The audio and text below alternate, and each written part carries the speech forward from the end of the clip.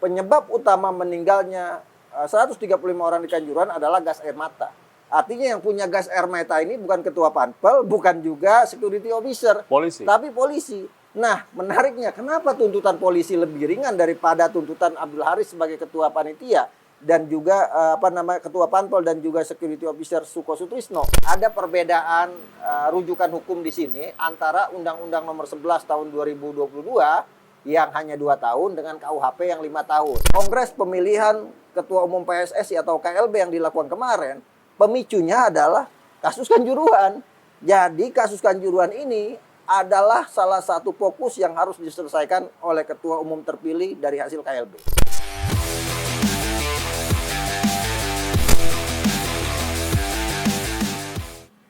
Di atas kertas semuanya indah, di atas kertas semuanya sempurna. Meskipun dalam kenyataannya, dalam hidup kita tidak sesuai dengan ekspektasi kita. Tinggal bagaimana kita menyikapinya. Kembali di atas kertas, menyikapi bagaimana vonis tragedi Kanjuruhan yang sudah sempat dilupakan karena pemilihan Ketua Umum PSSI kali ini mencapai babak baru, yaitu vonis dari beberapa orang yang tersangkut dalam tragedi tersebut. Bersama saya, Ustadz Akmal Marhali. Assalamualaikum Ustadz. Waalaikumsalam Sehat ya? warahmatullahi wabarakatuh. Alhamdulillah sehat. Tapi mukanya nggak puas dengan berita hari ini bahwa vonisnya sepertinya tidak membuat mantan anggota TGIPF dan juga founder SOS puas dengan hasil ini. Apakah seperti itu? Ya, kalau kita lihat hasil vonis hari ini yang dibacakan oleh Hakim Ketua Abu Ahmad Sidki Amsa kepada Ketua Panpel Arema Abdul Haris, yang tuntutannya adalah 6 tahun 8 bulan, kemudian diputuskan menjadi 1,5 tahun alias 1 tahun 6 bulan. Kemudian keputusan kedua yang dijatuhkan kepada security officer pertandingan Arema melawan Persebaya, Suko Sutrisno, yang dituntut 6 tahun 8 bulan, kemudian hanya divonis hukuman 1 tahun penjara. Jelas kalau bicara keadilan, sangat-sangat tidak adil untuk masyarakat, khususnya para korban tragedi Kanjuruhan, 135 orang yang meninggal dunia, termasuk sekarang trauma keluarga-keluarga mereka yang tinggalkan, para penyintas tragedi Kanjuruhan, plus 24 orang yang luka berat dan 623 orang yang luka ringan. Hukuman yang dijatuhkan ini serasa sangat-sangat tidak menyentuh nilai-nilai keadilan. Tapi itu wajar sekali pendapat itu diapungkan atau dimunculkan, karena memang kalau kita lihat rujukan hukum yang dijadikan pegangan hakim dan jaksa penuntut umum memang adalah pasal 359, 361 dan 360 ayat 1 ayat 2, di mana 359 apabila ada yang melakukan kelalaian yang mengakibatkan orang meninggal dunia, maka hukumannya berdasarkan pasal 359 KUHP adalah tahanan atau penjara maksimal 5 tahun. Kemudian di 359-nya, 360-nya ayat 1, apabila kelalaian yang mengakibatkan orang luka berat, maka hukuman maksimalnya adalah 5 tahun penjara. Di pasal ayat 2-nya, pasal 360, apabila menyebabkan orang mengalami luka dan tidak bisa melaksanakan aktivitas seperti biasa, maka hukuman paling beratnya 5 tahun penjara. Itu KUHP kita. Sementara undang-undang lainnya terkait dengan Undang-Undang Nomor 11 Tahun 2022 tentang keolahragaan, di pasal 52 disebutkan bahwa penyelenggara kegiatan olahraga harus menjamin keamanan dan keselamatan peserta yang ada, termasuk di dalamnya penonton. Ada hukuman yang diberikan di pasal 103, di mana apabila akibat kelalaian menyebabkan orang meninggal dunia, maka hukumannya adalah 2 tahun maksimal, 2 tahun penjara dan denda maksimal 1 miliar rupiah. Artinya ada perbedaan rujukan hukum di sini antara Undang-Undang Nomor 11 Tahun 2022 yang hanya 2 tahun dengan KUHP yang 5 tahun. Kemudian mungkin hakim melihat ini menjadi pilihan yang harus diambil. Kalau kemudian rujukannya misalnya Undang-Undang Nomor 11 yang dijadikan patokan, maka hukuman 1 tahun 6 bulan atau 1,5 tahun menjadi sangat logis buat Abdul Haris gitu. Karena maksimal hukuman 2 tahun. Tapi kalau kemudian pakai rujukan KUHP pasal 359 dan 360, maka hukuman 1,5 tahun menjadi tidak logis, sangat jauh sekali. Bahkan jauh dari tuntutan yang disampaikan oleh jaksa penuntut umum, dan ini nilai-nilai keadilan yang menurut kita masih sangat jauh dari harapan. Apalagi ditambah melihat perjalanan kasus Kanjuruhan sejauh ini banyak hal-hal yang ditutup-tutupi gitu kan. Di mana misalnya proses pengadilan tidak banyak saksi-saksi yang dimunculkan dari pihak korban. Kemudian juga tidak banyak proses rekonstruksi yang dilakukan, bahkan tidak di TKP kejadian. Ditambah misalnya yang paling menarik lagi adalah bahwa ada 3 petugas kepolisian yang kemudian juga menjadi tersangka, seperti misalnya Dangki Brimob, Polda Jatim, Has Darmawan, kemudian Kasat Mamta AKBP Bambang Sidik Ahmadi, dan Kabak Op Polres Malang Wahyu Setio Pranoto. Itu justru tuntutan hukumannya sangat lebih ringan dibanding Ketua Panpel dan juga Security Officer. Mereka hanya dituntut hukuman 3 tahun oleh jaksa penuntut umum yang kondisinya belum dibacakan. Tapi kalau melihat kejadian Kanjuruhan kan menjadi aneh. Kenapa? Yang menjadi penyebab meninggalnya 135 orang bukan cuma dari rekomendasi TGVF ya, tapi juga rekomendasi dari Komnas HAM, rekomendasi dari YLBHI, rekomendasi dari LPSK, yang melakukan investigasi langsung. Penyebab utama meninggalnya 135 orang di Kanjuruhan adalah gas air mata. Artinya yang punya gas air mata ini bukan Ketua Panpel, bukan juga Security Officer, Polisi. tapi polisi. Nah, menariknya kenapa tuntutan polisi lebih ringan daripada tuntutan Abdul Haris sebagai Ketua Panitia dan juga Ketua Panpel dan juga Security Officer Suko Sutrisno? Ini kan pertanyaan menarik, ditambah lagi dalam proses hukum yang dijalankan ada tekanan-tekanan yang dilakukan, misalnya ketika sidang anggota kepolisian, pasukan Brimob datang ikut meneriakan hal-hal yang mungkin saja mengganggu psikologi hakim yang bertugas di sana, dan hal-hal ini harusnya mendapat perhatian dari pemerintah. Ya, menurut Bro Akmal, janggalkah keputusan ini? Sangat janggal menurut saya, bahkan saya tidak puas dengan keputusan yang diambil. Kenapa? Yang pertama, sejauh ini hanya 5 tersangka gitu kan. Dari kasus Kanjuruhan yang menurut saya adalah dosa berjamaah, gitu kan. Semua berdosa dalam kaitan ini. Sebagai contoh misalnya, Abdul Haris, kenapa diputuskan hukumannya 1 tahun setengah atau 1 tahun 6 bulan? Alasannya adalah karena yang bersangkutan sudah melakukan upaya agar pertandingan ini digeser dari malam hari ke ke sore hari. Tapi kan permasalahannya upaya itu kemudian dipatahkan oleh yang pertama PT Liga Indonesia karena menginginkan tetap pertandingan digelar pada jam 20.00 atau jam 8 malam, termasuk juga oleh pihak broadcaster yang meminta tetap sesuai dengan jadwal jam 8 malam. Akhirnya Polda Jatim mengeluarkan rekomendasi pertandingan tetap digelar pada malam hari. Nah, kalau menyangkut ini semua, harusnya ya PT Liga Indonesia juga dihukum, kemudian broadcasternya juga dipanggil dan dimintai pertanggungjawabannya, termasuk Kapolda Jatim juga harus dipanggil dan dimintai pertanggungjawaban karena dia yang mengeluarkan rekomendasi pertandingan akhirnya tetap dijalankan pada malam hari, walaupun dalam situasi di lapangan sudah ada pantauan ini agak berat dijalankan malam hari. Selain faktor keamanan, juga faktor stadion yang tidak memenuhi standar pertandingan, di mana penerangan Stadion Kanjuruhan berdasarkan hasil verifikasi tidak layak untuk menggelar pertandingan malam. Itu yang pertama. Yang kedua, terkait Security Officer Suko Sutrisno. Kalau kemudian Suko Sutrisno dihukum 1 tahun, harusnya yang menugaskan Suko Sutrisno juga bertanggung jawab terhadap hal ini. Siapa? Sekjen PSSI Yunus Nusi. Karena Yunus Nusi yang menandatangani surat tugas untuk Suko Sutrisno mengawasi atau menjadi security officer di pertandingan Arema melawan Persebaya. Sekjen PSSI kala itu? Iya. Saat ini Yunus Nusi masih sekjen bukan? Masih sekjen PSSI. Masih ya? Harusnya dimintai keterangan minimal atau dijadikan sebagai saksi, baik itu sebagai saksi penguat atau saksi peringat, sehingga kemudian akan terlihat jelas gambaran kasus hukumnya, konstruksi hukum kasus Kanjuruhan ini seperti apa gitu. Termasuk misalnya Abdul Haris kan tidak berdiri sendiri sebagai ketua Panpel. Dia ditugaskan sebagai ketua Panpel pasti oleh Arema sebagai sebuah entiti komersil, sebagai sebuah perusahaan. Harusnya Arema juga dimintai pertanggungjawabannya, minimal dijadikan saksi ketika kasus sebelum vonis terhadap Abdul Haris dijatuhkan. Siapa yang bertanggung jawab di pihak Arema? Tentunya Direktur Utama Arema. Siapa? Iwan Budianto. Artinya banyak pihak di sini yang belum tersentuh oleh hukum. Sulit disentuh. Iya, sulit disentuh. Kenapa?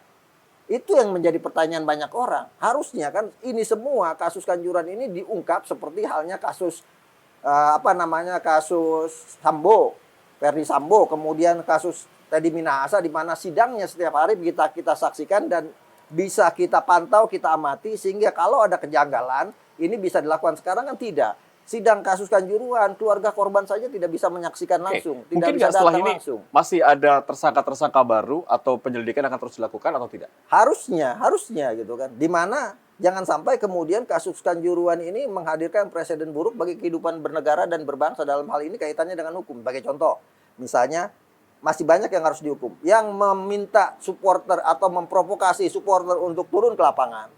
Yuli Sumpil sebagai dirijen kan meminta semua teman-temannya untuk turun ke lapangan, itu juga harusnya kena kasus Itu sudah hukum. fix. Ada Yuli ya? videonya, Oke. artinya banyak videonya juga. Kemudian yang melakukan pengerusakan fasilitas umum stadion, itu juga harus dihukum. Karena ada di KUHP bahwa melakukan pengerusakan fasilitas umum bisa dikenakan sanksi pidana. Yang membakar mobil kepolisian juga harus dihukum. Jangan sampai kemudian nanti ini semua bebas dari hukuman. Orang seperti kita semua, kita di jalan ada fasilitas umum, kita rusak saja. Terus orang mau menghakimi kita atau membawa kita ke tindak pidana, nggak bisa. Di Kanjuruhan aja sampai meninggal 135 orang tidak diapa-apain tuh gitu kan. Kita di jalan nih marah sama polisi gitu kan. Kemudian mobil polisi kita bakar. Dan kita tidak bisa disentuh oleh hukum pidana. Kenapa? Di Kanjuruhan nggak disentuh hukum pidana yang membakar mobil polisi gitu. Dan ini kan bahaya buat penegakan hukum di negara kita. Dan ini perlu peran serta pemerintah untuk mengawasi kasus Kanjuruhan. Tadinya tim gabungan independen pencari fakta kan mengeluarkan rekomendasi kepada presiden yang diterima pada 14 Oktober 2022. Kita berharap tadinya dari hasil rekomendasi ini didisposisikan kepada siapa? Harusnya didisposisikan kepada Menpora sebagai bapak olahraga yang di dalamnya termasuk adalah sepak bola yang harus diawasi dan diberikan pembinaan oleh Menpora. Sayangnya Menpora kemarin dibanding untuk kemudian memberikan perhatian lebih kasus Kanjuruhan, lebih sibuk kampanye jadi wakil ketua umum PSSI gitu. Nah, ini repot buat sekarang siapa yang melakukan pengawasan terhadap kasus Kanjuruhan? Praktis tidak ada. Transformasi misalnya tadinya saya pikir tim transformasi yang akan mengawasi kasus Kanjuruhan. Tapi faktanya siapa timnya, siapa personalnya, tim transformasi tidak ada. Hanya yang diucapkan secara lisan bahwa kita akan melakukan transformasi, kita akan melakukan transformasi. Artinya ini ingin saya sampaikan bahwa sekarang Pak Erick Thohir punya tanggung jawab sebagai Ketua Umum PSSI untuk mengawal usut tuntas kasus Kanjuruhan ini selesai seadil-adilnya dan secepat-cepatnya. Kenapa? Karena Kongres Pemilihan Ketua Umum PSSI atau KLB yang dilakukan kemarin, pemicunya adalah kasus Kanjuruhan.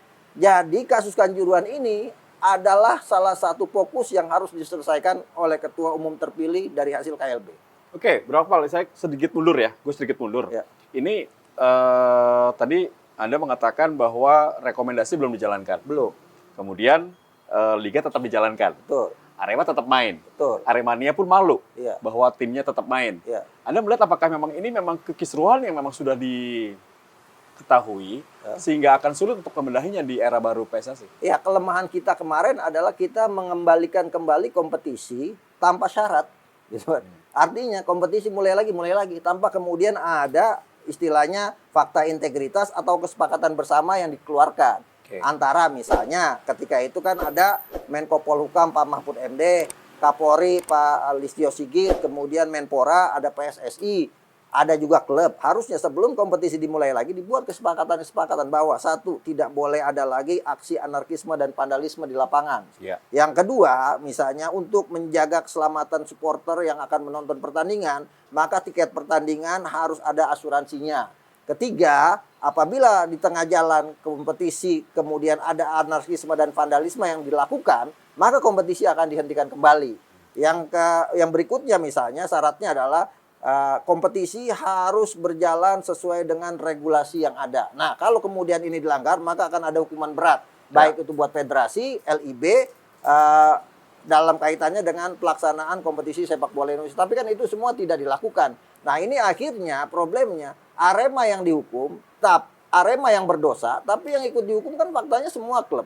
Arema dihukum 1 tahun tidak boleh main di kandang sendiri, Stadion Kanjuruhan gitu kan. Dan tidak boleh ditampingi supporternya ketika main tandang, plus hukuman 500 juta. Tapi kan hukuman yang diterima Arema dalam kaitannya tidak boleh dihadiri penonton ditanggung juga oleh tim lain. Iya. Sekarang kan pertandingan misalnya PSS Sleman melawan Persikabo, tiba-tiba polisi bilang tanpa penonton, silakan gelar. Akhirnya klub-klub ini rugi semua gitu kan. Betul. Dan Arema secara tidak langsung diuntungkan dengan kasus ini. Kenapa? Karena hukuman yang dijalankan sejatinya tidak satu musim. Kenapa tidak satu musim? Karena separuh kemarin, separuh dari musim atau putaran pertama kan pertandingan digelar sistem bubble di satu tempat, bukan di markas Arema gitu kan. Iya. Kemudian sekarang agak sulit kemudian digelar pertandingan-pertandingan yang yang berpotensi atau rivalitas antar dua klub ini menjadi kuat, seperti misalnya kemarin terakhir Persija Persib yang harusnya dimainkan pada tanggal 5 Maret tapi kemudian dibatalkan atau ditunda. Begitu juga partai Arema Persebaya Arema yang harusnya dimainkan pada tanggal 4 tapi kemudian ditunda. Kenapa? Karena diminta pertandingan antara Persebaya dan Arema itu digelar di luar Jawa oleh pihak kepolisian, dalam hal ini Polda Jatim. Ya, ini sempat mencuat bahwa kabar Arema ingin bubar. Ya. Yang ternyata hoax, PHP. Ya. Nah, kalau Arema bubar mungkin akan menyelesaikan masalah ya. Terutama dualisme yang terjadi di Aremania juga mengatakan Arema FC harusnya bubar. Ya, saya kan pernah ngomong juga di atas kertas bahwa ini semua cuma bluffing gitu kan. Hanya keinginan dari pihak Iwan Budianto agar Arema mendapat simpati dari publik karena merasa terhukum. Ini kan menarik, Arema yang bermasalah, dosanya ditanggung yang lain. Sementara saat ini Arema justru merengek-rengek kepada pemerintah dan PSSI baru untuk mendapatkan banyak fasilitas. Sebagai contoh misalnya tuntutan kemarin. Tuntutan Aremania, salah satu tuntutannya poinnya adalah minta Stadion Kanjuruhan tidak dibangun, ya kan, dijadikan museum. Pilihan keduanya minta kepada pemerintah untuk membangunkan stadion baru buat Arema gitu kan. Sebentar, pertanyaan saya Aremania yang mana? Karena ada 2 yang demo. Ya, yang menarik kan ini Aremania bahkan ada 3 bahkan 4. Oke. Kalau kemudian kita datang ke Malang itu kan sekte-sektenya banyak sekali gitu kan. Seperti yang ketemu Pak Erick Thohir kan sektenya adalah sektenya Arema Iwan Budianto, pendukung Iwan Budianto. Lain sama Arema yang kemarin melakukan demo ke kantor Arema, itu kan dipimpin oleh Panda Ambon kan, yang kemudian justru sekarang ditahan karena melakukan demonstrasi dan melakukan pengrusakan. Tuntutan hukumnya lebih sadis dan lebih berat dibandingkan dengan yang melakukan dibandingkan dengan meninggalnya 135 orang. Ambon Panda itu dituntut hukuman 10 tahun penjara. 10 tahun karena penjara. memimpin demo dan melakukan aksi pengrusakan saat demo. Tidak ada yang meninggal. Sementara di sini kasus Kanjuruhan ada yang meninggal 135 orang, hukumannya 1 tahun untuk Suko Sutrisno dan 1,5 tahun untuk Abdul Haris, ditambah pejabat-pejabat di Arema tidak ada yang mendapatkan hukuman apa-apa. Padahal mereka ini kan karyawannya di Arema. Abdul Haris itu kan tidak mungkin menjadi panpel kalau kemudian tidak ditunjuk oleh Arema. Dan suratnya, faktanya ada. Arema menunjuk Abdul Haris sebagai panpel ditandatangani oleh sekretaris Arema yang bernama Sudarmaji. Nah, itu sudah jelas semua di situ. Artinya Arema sebagai sebuah entiti komersial, sebagai sebuah perusahaan harusnya bertanggung jawab terhadap kasus ini gitu kan. Nah, ini yang menjadi problem di kita saat ini adalah di mana kasus Kanjuruhan pengusutannya tebang pilih, kemudian penjatuhan hukumannya juga tebang pilih. Sebagai contoh misalnya Pak Hadian Lukita sejauh ini kan betapa tidak profesionalnya penyidik, kemudian ditahan setelah masa tahanan selama 2 bulan berjalan, tapi BAP-nya atau berita acara penyidikannya tidak tuntas sehingga kemudian bisa bebas. Orang sudah ditahan tapi kemudian sudah bebas dan akhirnya Pak Hadian Lukita kan tersandra. Karena kasus ini bisa saja kalau tekanan publik muncul, dia akan masuk penjara lagi. Dan ini kan tidak adil semuanya gitu. Nah, yang berikutnya adalah banyak polisi yang menjadi penyebab kematian. Sebagai contoh, 45 gas air mata ditembakkan ke dalam Stadion Kanjuruhan gitu kan. 45. Dengan berbagai macam jenis. Dengan berbagai macam jenis dan ada yang kadaluarsa. Harusnya kan kalau dikembangkan kasus ini yang melakukan penembakan itu 45 gas air mata harusnya juga disidangkan. Karena yang menjadi Anggota penyebab polisi. Kematian adalah yang menembakkan gas air mata gitu. Ya kan? Kenapa? Kalau tujuannya atau arahnya untuk melakukan pembubaran massa tidak 45 gas air mata yang ditembakkan. Kalau 45 gas air mata untuk radius 1 stadion yang panjangnya cuma 100 meter, lebarnya 80 meter dengan diameter kalau kita bicara misalnya luas Kanjuruhan 5 hektar lah gitu kan. Dengan 45 gas air mata kan itu bisa dalam tanda kutip ya pembunuhan. Makanya kemudian kawan-kawan dari lembaga bantuan hukum dan lainnya pegiat kemanusiaan melihat kasus Kanjuruhan ini adalah kasus pelanggaran HAM berat. karena ada indikasi pembunuhan dengan sengaja. Tapi nyatanya hingga saat ini tidak ada pelanggaran HAM yang terjadi di sana. Nah, itulah yang kemudian harusnya ini menjadi perhatian. Perhatian dari siapa? Dari pihak-pihak yang mendapatkan rekomendasi dari tim gabungan independen pencari fakta. Gitu. Jangan sampai kemudian tim gabungan independen pencari fakta dibentuk oleh Kepres, tapi kemudian dimandulkan juga oleh pemerintah. Kan lucu jadinya. Gitu. Dan sekarang sudah bubar, Ya. tapi rekomendasi tidak dijalankan. Apakah perlu dijalankan oleh Pak Erick Thohir Harusnya sebagai dijalankan. ketua PSSI yang baru? Ya, kalau kemudian akan dibentuk tim transformasi untuk pembenahan, ini kan harus dijalankan juga oleh pengurus PSSI yang baru. Kan kemarin Pak Erick Thohir juga sudah menemui Arema gitu kan, mendengarkan masukan-masukan dan sebagainya. Nah, yang paling penting saat ini adalah bagaimana kasus Kanjuruhan ini bukan cuma terkait orang yang meninggal saja, trauma healing yang terjadi di masyarakat Malang kan ini juga masih harus menjadi PR berat buat pemerintah juga, buat PSSI juga. Jangan sampai kemudian nanti ada stigma, jangan nonton bola loh nanti mati gitu. Jangan nonton bola loh nanti ada gas air mata gitu. Kenapa? Karena kasus ini tidak diselesaikan. Bahkan gitu. teman kita presenternya mundur, Betul. Palen. Ah. Karena dia kecewanya dengan tragedi Kanjuruhan ini. Sampai dia mundur meninggalkan hal yang dicintainya. Betul Sepak sekali. Dan jangan sampai juga Aremania yang mencintai sepak bola gara-gara kasus ini dan tidak diselesaikan sehingga mereka meninggalkan trauma mendalam.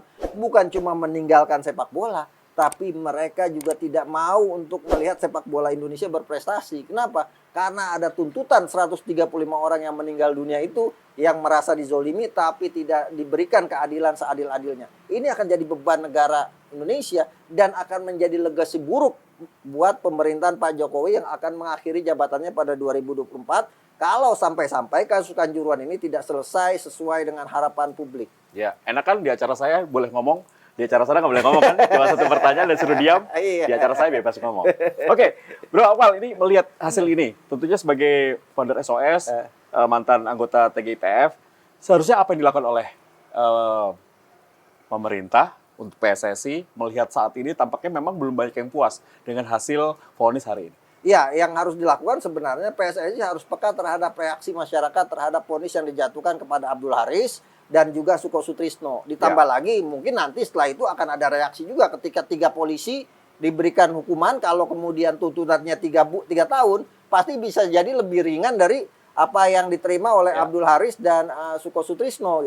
Nah, ini yang kemudian harus segera disikapi dengan baik ya oleh kepolisian juga, oleh pemerintah dalam hal ini presiden juga, oleh Menpora mungkin yang baru gitu kan, ditambah lagi oleh pengurus PSSI. Jangan sampai kemudian nantinya kasus ini hanya ada di apa ya, Bainas sama Wasumur gitu, di tengah-tengah mengambang gitu, hidupnya nggak jelas, sehingga kemudian akan menjadi apa ya, akan menjadi PR berat buat siapapun nanti, baik itu yang mimpin PSSI maupun yang mimpin negara ini gitu. Jangan sampai kasus Kanjuruhan ini membebani seluruh masyarakat Indonesia dan juga pada akhirnya membebani langkah sepak bola Indonesia untuk melangkah lebih maju, baik itu dari sisi industrinya maupun dari sisi prestasinya. Karena beban ini juga nantinya pasti dihadapi oleh Arema. Arema bisa jadi nggak diterima di mana-mana. Kalau kemudian tidak dituntaskan dan tidak diselesaikan. Jadi PR-nya sekarang, kalau bisa kemudian, kalau dianggap penyidik yang ada saat ini tidak bisa bekerja profesional, karena tidak mungkin jeruk makan jeruk, polisi menyidik polisi, dibuat saja berdasarkan Perpu untuk membentuk tim ad hoc penyidik independen kasus Kanjuruhan. Pemerintah harus turun tangan. Pemerintah harus turun tangan lagi. Kenapa? Karena ini memang harus benar-benar dituntaskan. Sekali lagi, ini kan jadi PR terberat buat pemerintahannya Pak Jokowi. Jangan sampai kemudian kasus ini dibuat mengambang, Pak Jokowi pun melepas jabatannya dengan beban kasus yang belum selesai dituntaskan. Oke, ini tentu harapan yang sangat besar ya. Kita akan melihat bagaimana langkah berikutnya. Tentunya tidak sampai di sini ya. Usut tuntas tragedi Kanjuruhan. Terima kasih Ustadz Akmal Marhali.